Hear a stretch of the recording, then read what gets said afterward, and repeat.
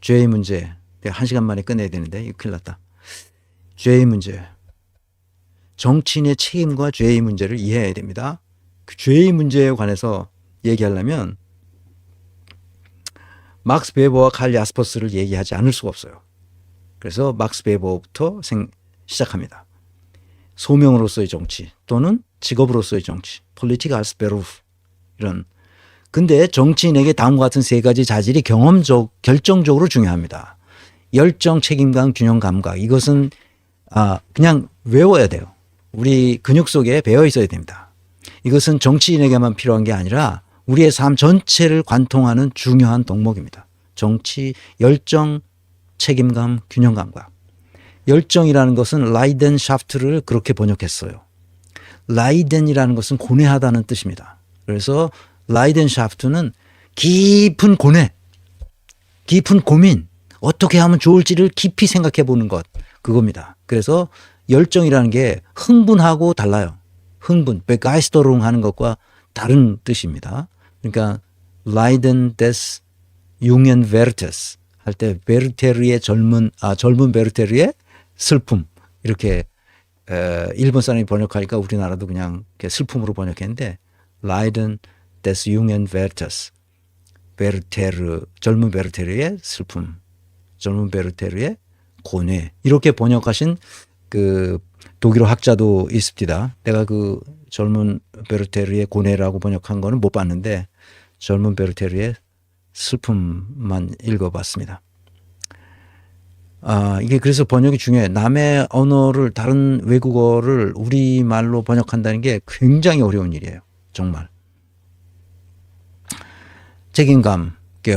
이 책임감이 중요하죠. 이 얘기를 하려고 그러는 거예요. 정치인은 책임윤리를 가지고 있어야 된다. 막스 베버는 두 가지를 얘기합니다. 하나는 신념윤리와 하나는 책임윤리입니다. 신념윤리는 자기의 신념, 내가 이렇게 해야 되겠다 하는 자기의 내적 신념과 원칙에 충실한 태도를 신념윤리라고 그래요. 그러니까 그 행동의 결과보다는 자기가 도덕적 또는 종교적 정당성을 가지고 있다면 그것을 실천하는 것이 그 신념윤리라고 말할 수 있어요. 그런데 자기가 그런 신념을 가지고 어떤 것을 하려고 할 때 그 결과에 대해서 책임을 져야 되는 거예요. 그 책임 윤리가 신념 윤리보다 더 중요한 거예요. 그 신념 윤리라는 것은 그러니까 게지농이라고 하는데 게지농스에틱. 그래서 자기가 그렇게 하고 싶어서 이렇게 해야 된다고 믿었던 것을 그렇게 실천해 나가는 거예요. 그래서 나중에 그것이 잘못됐다든지 그러면 안 되니까 자기 신념으로서는 이게 옳다고 생각하지만 그러나 국민이 볼 때 그것이 옳지 않다. 정치인으로서 옳지 않다고 생각하면 책임 윤리를 받아들여야 돼요. 왜? 그 결과에 대해서 내가 책임을 져야 되기 때문에. 그래, 윤석열이 내일 뭔가 뭐 기자회견도 하고 뭐 자기가 그 하는 걸 뭐 뭐죠? 그 시간 구애받지 않고 끝까지 자기가 토론을 하겠다고 그랬는데 딱 개수작인 거예요. 그게 다. 왜냐하면 지금까지 한 일로 책임을 져야 되는 거예요. 책임윤리가 없는 거야 이게. 그럼 정치인이 아니야. 책임윤리가 없으면. 결과에 대해서 책임을 져야 되거든. 지금까지 나왔던 결과에 대해서 책임을 져야 되는데 책임질 생각이 1도 없는 거야 윤석열이는. 문재인도 똑같아. 자기가 잘했냐 안 했냐는 것은 자기가 판단하는 게 아니고 시민들이 판단하는 거라고. 주인이 판단한 거 이거 머슴이거든. 윤석열도 머슴이고 문재인도 머슴이고 조국도 머슴이고 다 머슴이거든. 얘네들이 결과를 만들어냈어야 되는데 결과를 못 만들어냈다고. 그러면 그것에 대해서 책임져야 되는 거야. 어떻게 책임지느냐? 그것은 뒤에서 칼 야스퍼스가 얘기한 것을 인용하겠습니다. 자신이 행동하여 초래한 결과, 그것을 책임지는 거예요. 그래서 함부로 정치를 하면 안 돼.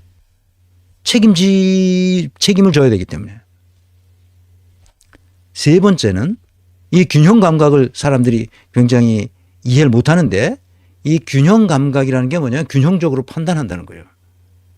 그래서 이 막스 베버가 뭐라고 얘기하느냐 하면 균형 감각을 잃어버리면 안 된다라고 얘기했을 때 거리감을 상실하면 안 된다는 뜻이야.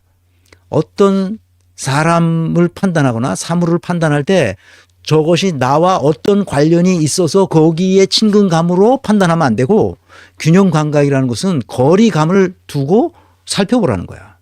그래서 거리감 상실이 가장 잘못된 판단을 가게끔 만드는 거야. 그래서 거리감을 유지해라. 거리를 유지해라. 그러니 아우겐마스. 그러니까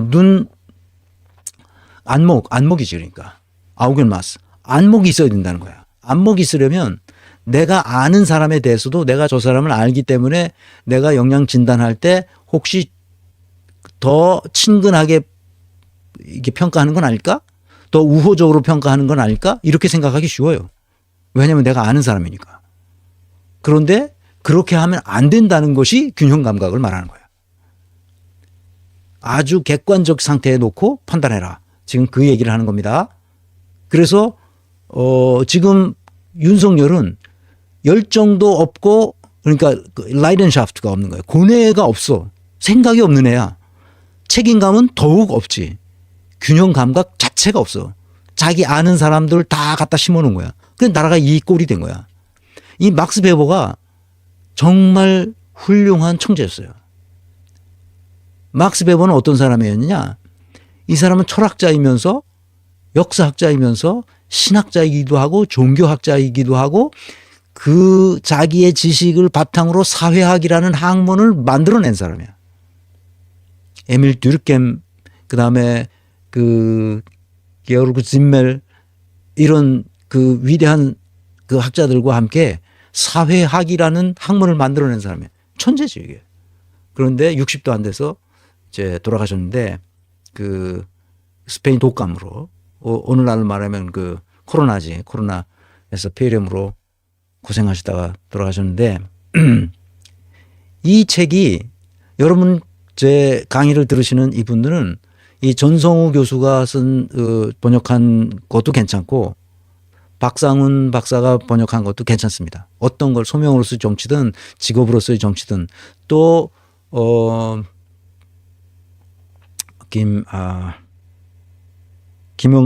김덕영 교수, 그 카셀 대학의 김덕영 교수가 우리말로 번역한 그 뭐라 그러더라? 직업으로서의 정치인가?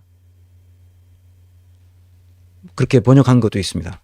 그분이 번역한 것도. 나는 그건 아직 못 봤는데 이 두 개 다 번역 다 좋습니다. 그러니까 꼭 어떤 거라도 사서 꼭 앞에서부터 쭉 보시기 바랍니다. 그게 강연록이에요. 강연록.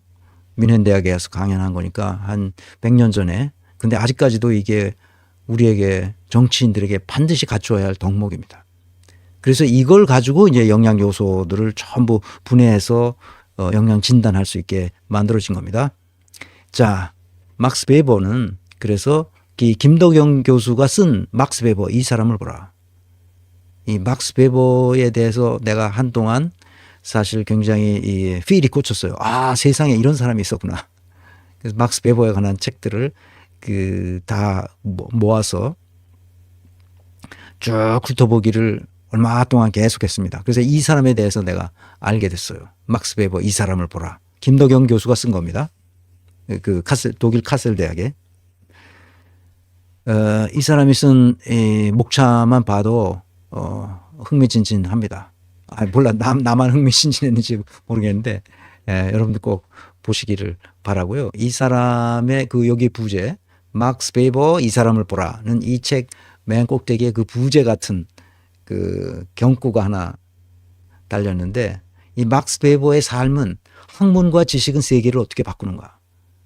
그러니까 학문과 지식이 없이는 세계를 바꿀 수 없다는 거예요. 그러니까 공부하지 않고는 이 세계를 바꿀 수가 없어요. 어떻게 바꿉니까? 모르는데. 뭐가 뭔지를 모르는데. 그래서 난 유튜버들이 조금 공부를 했으면 좋겠어요. 나는 그래서 그 손석희, 김어준, 유시민, 이런 사람들이 약간의 학문과 지식을 갖추고 있었다면 우리나라가 이렇게까지 오지 않았을 거라고 난 봐요. 너무 맹꽁무니 같은 거야. 그때 그 상황에서 어떻게 이걸 해석해가지고 사람들에게 이렇게 할 건가만 생각하는 거야. 그거는 단순한 정보거든. 분석한 내용의 정보예요. 지식과 학문은 뭐냐? 지식은 뭐냐? 이론이야, 이론. 이론을 설명해 줘야 돼요. 그래서 내가 아무리 짧게 강의하려고 해도 짧게 강의가 안 되는 게 어떤 현상을 설명하려면 어떤 지식 체계를 갖다 넣어야 돼. 이론을 설명하지 않고는 그 상황을, 그 분석된 내용을 설명할 수가 없어. 그래서 이게 자꾸 길어져. 내가 나를 알아. 그리고 학문과 지식은 세계를 어떻게 바꾸는가. 이거 막스 베버의 전기를 쓰면서, 이게 전기도 아니야 사실은. 근데 막스 베버의 생애를 쓴 거야. 아버지와의 관계, 막스 베버가. 자기 동생인 알프레드 베버와의 관계, 마리안네 베버와의 관계, 자기 아내지. 아내도 아주 훌륭한 사람이었어요. 그래서 막스 베버가 일찍 죽고 나서 막스 베버 그 자기 남편에 대한 그 이 나머지 원고 이런 것들을 다 정리해서 책으로 내고 그랬습니다. 그래서 대학과 학문 그리고 지식의 근대성을 확보하라는 게 이 김덕영 교수가 쓴 마지막 문장이에요. 이 책의 맨 마지막 문장은 대학과 학문. 대학이 써왔잖아요, 우리나라에. 그리고 학문 한다는 사람들이 학자로서 하는 사람, 그 정말 존경받을 만한 사람들은 몇 사람 없고 다 뜨내기 같은 이 쪼무랭이들이 대학 교수님네 하고 앉아서 떠들고 돌아다니고 지금 그러는 거죠. 그러니까 함성득 교수라는 사람 명태균이를 미륵보살이라고 했다는 걸 내가 오늘 듣고 야 미친놈이 다 있구나.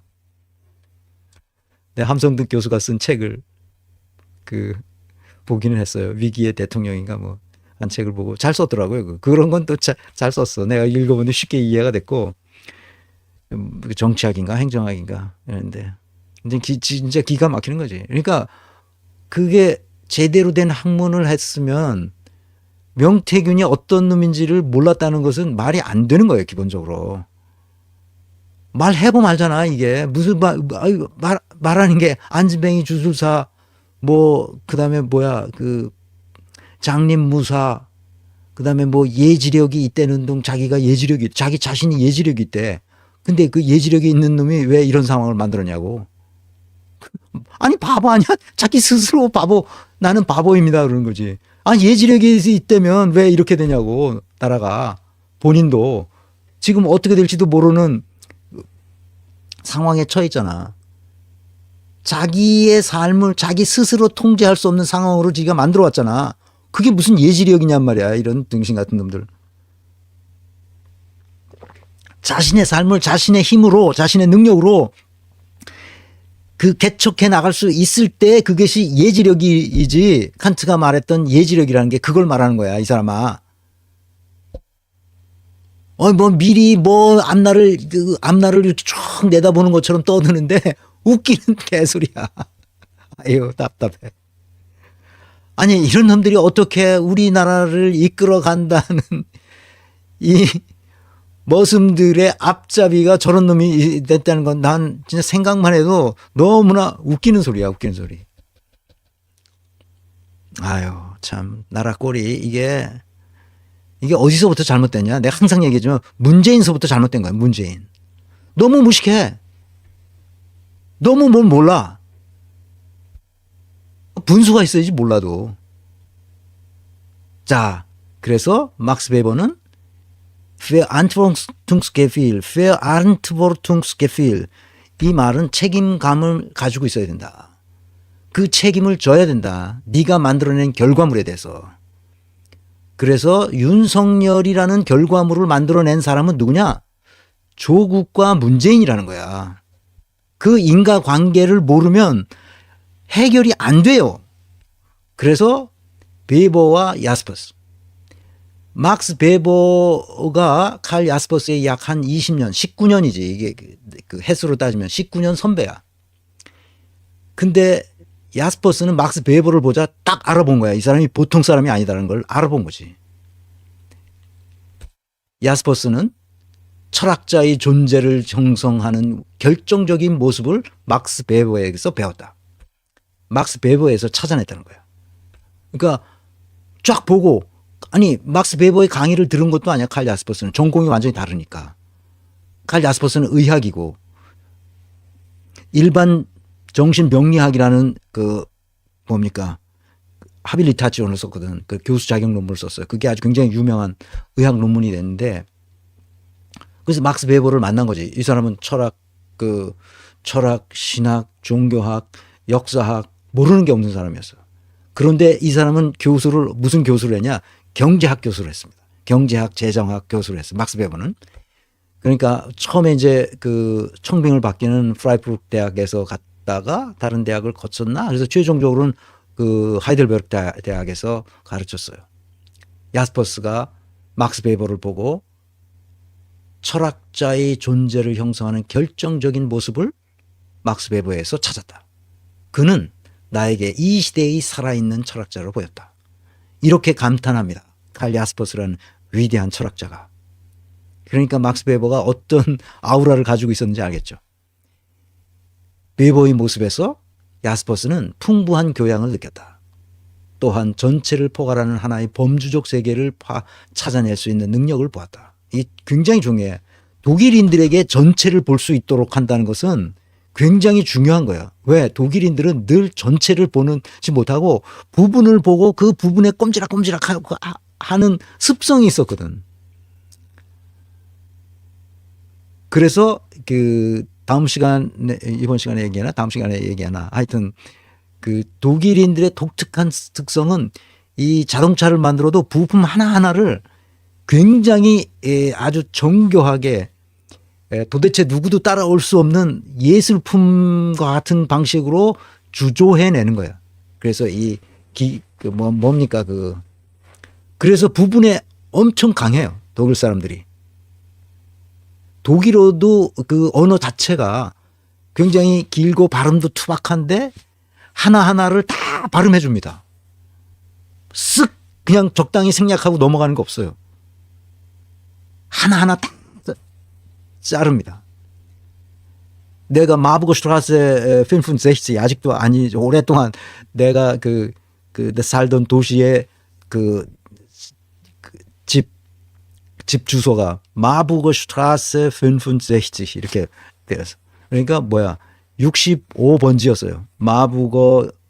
마부거로 스트리트 이름이 마부거로 마부거 슈트라세 65이니까 65번지였어요. 아직도 평생 안 잊어버리지.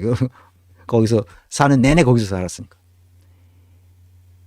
65이 뭐야? 독일어는 그 언어를 어떻게 보냐면 작은 것서부터 셉니다. 그러니까 65번지면 5를 먼저 세고 그 다음에 60을 나중에 세요. 작은 것부터 한단 말이야. 그러니까 일, 월, 연 이런 식으로 쓰는 거나 똑같은 거죠. 그래서 작은 걸 먼저 찾아내요. 얘네들은. 그래서 독일어는 숫자 보면 헷갈립니다. 그거는 오랫동안 써서 습관이 되지 않으면 처음에 가면 도대체 숫자가 나오면 이게 뭘 의미하는지 몰라요. 숫자를 바꿔서 부르기 때문에. 65를 5 그리고 60 이렇게 부릅니다. 돌아버리는 거죠. 이게 작은 것에 얘네들은 그래서 교수가 학생들이 갈 때 항상 그 전체를 보라. 전체를 개념화하라. 분석적 사고력이 굉장히 좋은데 그 분석해낸 모든 것까지를 한데 뭉쳐서 전체를 보는 개념화 기술이 중요하다. 그래서 개념화 그 사고력을 길러주기 위해서 교수들은 굉장히 노력합니다. 지금 그 얘기야 여기야. 또한 전체를 포괄하는 하나의 범주적 세계를 찾아낼 수 있는 능력을 보았다. 이게 얼마나 대단한 능력인지 알겠죠. 더 나아가 그는 베버를 통해 언제나 생산적으로 작용하는 합리성의 이면에는 결코 합리적이 아닌 것도 있다는 사실을 알았다. 이 놀라운 거죠. 야스퍼스에 그만큼 막스 베버가 영향을 주었다는 겁니다. 그리고 그 카리스마적인 위대함을 인정하지 않는 인격의 신뢰성. 카리스마 같은 진짜 이 막스 베버야말로 당대의 카리스마가 있는 그 위대한 인물이었음에도 위를 스스로 인정하지 않는 인격의 신뢰성. 과 언제나 사실성과 연관을 맺고 싶어하는 주관성의 강한 용기를 찾을 수 있었다. 아주 전형적인 학자죠. 이런 사람이 사회를 바꾸는 겁니다. 이런 사람이 세상을 바꾸는 거죠. 또한 결코 추종을 요구하지 않는 참다운 지도자적 정신의 사색적 태도를 느낄 수 있었다. 칼 야스퍼스는 막스 베버의 이런 모습에 감동하고 자기 생애도 그렇게 살아가기를 생각했죠. 이 사람 둘 다 유대인이 아닙니다. 이게 전형적인 독일 사람들이에요. 이 책은 어디서 나오냐?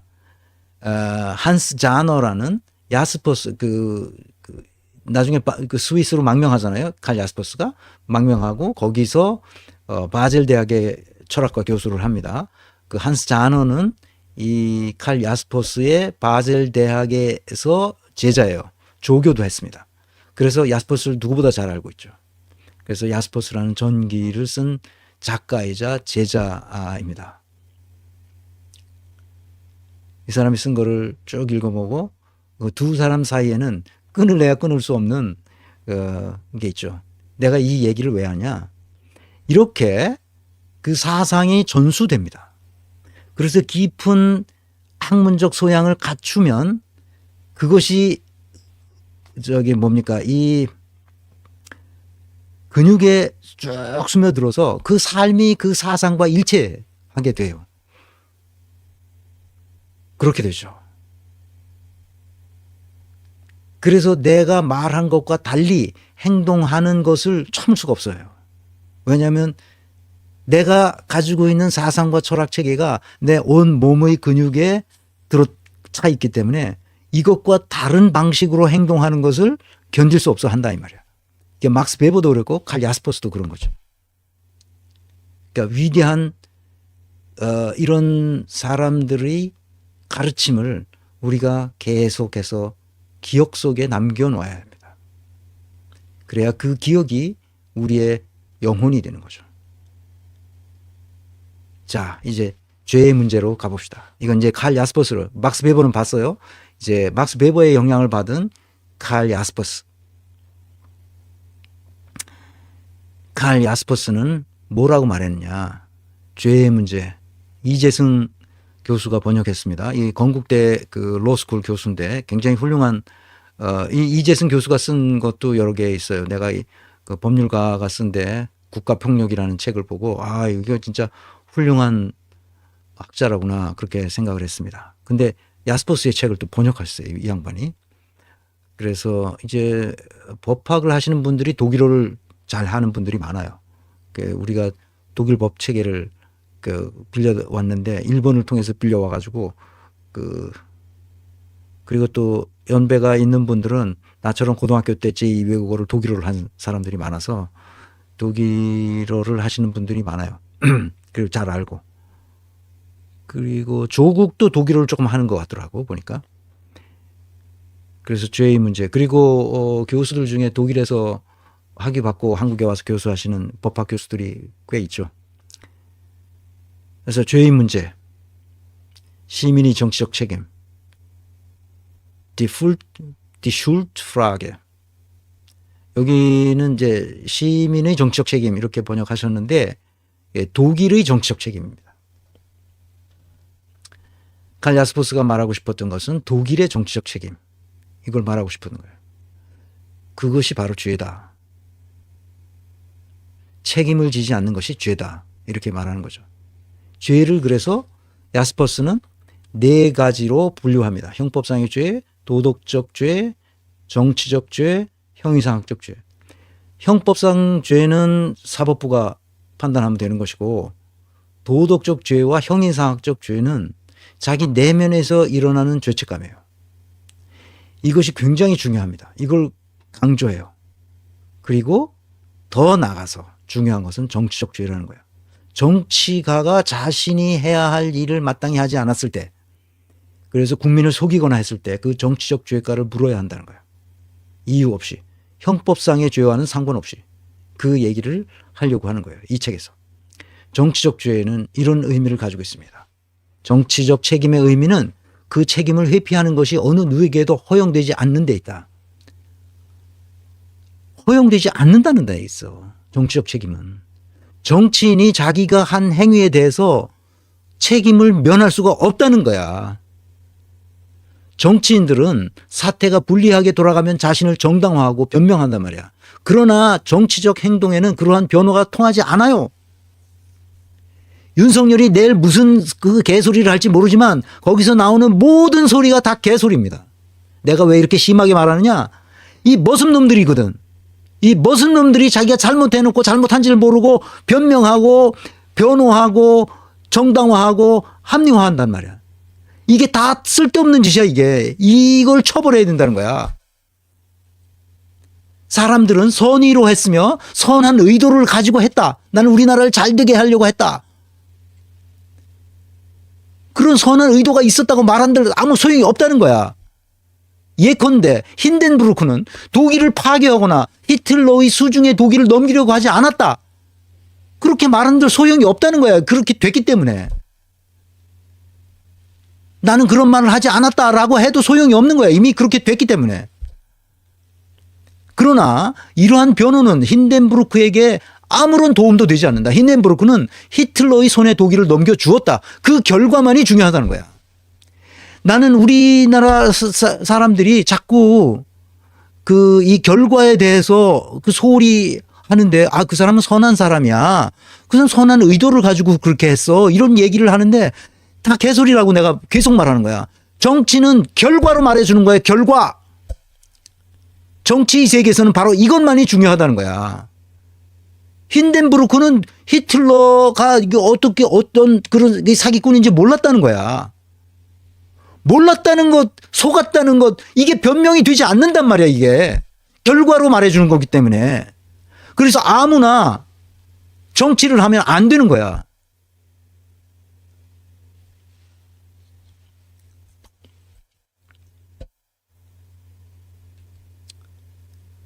또 다르게는 재난을 간파하고 말하고 경고했다. 내가 이렇게 말했다. 또는 내가 그렇게 하지 말라고 경고했다. 그래서 나는 잘못이 없다. 이런 식으로 말하면 안 된다는 거야. 그러나 그로부터 어떤 행동도 뒤따르지 않았다면, 그리고 그 행동이 성공하지 못했다면 그런 말과 행태는 정치 세계에서 아무짝에도 쓸모가 없다. 이 말이야. 내가 어떻게 했다. 난 사실 그렇지 않았다. 그런데 이태원 참사가 났잖아. 이태원 참사가 나는 그렇게 안 했다. 이렇게 되면 형사적으로는 책임이 없다 하더라도 정치적으로는 반드시 책임을 져야 된단 말이야. 그래서 이상민 같은 놈을 거기다 장관으로 계속 앉혀놓은 이놈들이 아주 나쁜 놈들이라는 거야.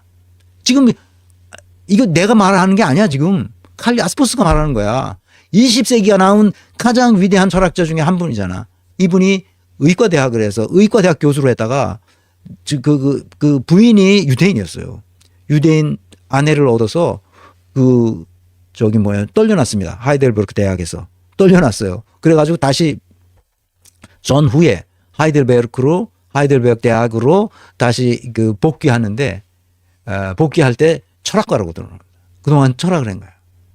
그래서 이 히틀러 치하에 그대로 살면서 항상 약을 가지고 다녔어요. 무슨 이렇게 앰플 이렇게 먹으면은 죽는 약. 언제 이놈들한테 잡혀가서 죽을지 모르니까 잡혀갈 때 그놈들한테 손에 죽느니 내가 내 손으로 죽겠다 이래가지고 그렇게 그런 각오를 가지고 다녔었던 사람이란 말이에요. 그러니까 이 깡다구가 있는 거야, 야스퍼스가.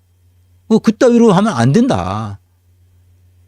그래서 실존 철학, 독일이 낳은 가장 위대한 실존 철학자라 이렇게 볼 수 있죠. 프랑스가 낳은 가장 위대한 실존 철학자가 장폴 사르트르인 것처럼 여기는 이제 칼 야스퍼스 독일에 있는 거죠. 이 사람은 이제 유신론적 실존주의자고, 장폴 사르트르는 무신론적 실존주의자입니다. 근데 실존주의는 신이 있냐 없냐의 뜻을 떠나서 인간에 대한 인간의 존엄성에 대해서 얘기하는 건 똑같습니다. 그러니까 이 얘기는 이재승 교수가 쓴 아까 소개했던 죄의 문제, 거기에 나오는 얘기입니다. 그러니까 책임을 져야 된다는 거야. 책임을 안 지는 거. 지금 딱 나가서 무슨 평산 책방하고 이런 놈들은 도저히 야스퍼스가 봤을 때는 말도 안 되는 놈들이야. 책임을 져야 된다니까? 결과에 대해서? 윤석열에게 속았다고? 그 조국이 속았다고 뭘 떠드는데 우리 국민이 다 속았다. 그러니까 나도 속았으니까 나도 이 엑스큐즈 된다. 이런 개소리를 하고 있는 거 아니야. 이게 말이 안 되는 거야, 이게. 형이상학적 죄는 바로 이태원 참사했을 때 바로 형이상학적인 죄는 인간의 연대가 결핍된 상태에서 나온다는 거야. 그러니까 내면에서 나온 거지. 그 사람 내면에서. 내가 있는 곳에서 불법과 범죄가 자행된다면 연대는 훼손된 것이죠. 불법과 범죄를 막고자 용의 주도하게 생명을 걸었다는 것만으로 충분하지 않다는 거야. 내가 있는 곳에 불법과 범죄가 자행되고 다른 사람들이 죽어나가는데 나는 살아남았다면 내 안에 하나의 소리가 들리고 이를 통해 나는 알게 된다는 거죠. 살아남았다는 사실이 바로 나의 죄다. 내가 강의할 때 몇 번 인용했지만 이태원 참사에서 자기 친구들은 다 죽었는데 자기만 혼자 살아난 그 청년이 결국은 자기도 자살하고 말았어요. 견딜 수 없는 거죠. 이게 인간 내면에 있는 절대적 연대. 인간은 연대하지 않고 네트워크에 같이 있지 않고 인간은 살 수가 없어요. 그래서 거기에서 떨어져 나와서 자기 혼자만이 살았다는 생각을 할 때 견딜 수 없는 거예요. 그래서 그 죄책감으로 사람들은 자살하게 됩니다. 아우슈비츠에서 자기만 살았다고 생각한 사람들이 나중에 자살하는 경우가 많이 있었는데 바로 그것이죠. 세월호 참사에서 그 학교 교감 선생님이 학생들이 다 죽고 자기만 살았다는 이 생각에 견딜 수 없어서 자살하신 교감 선생님도 바로 이 형이상학적 죄책감으로 견딜 수가 없었던 겁니다. 바로 이 책에서 계속 설명하고 있습니다. 그래서 나는 인간이란 무엇인가를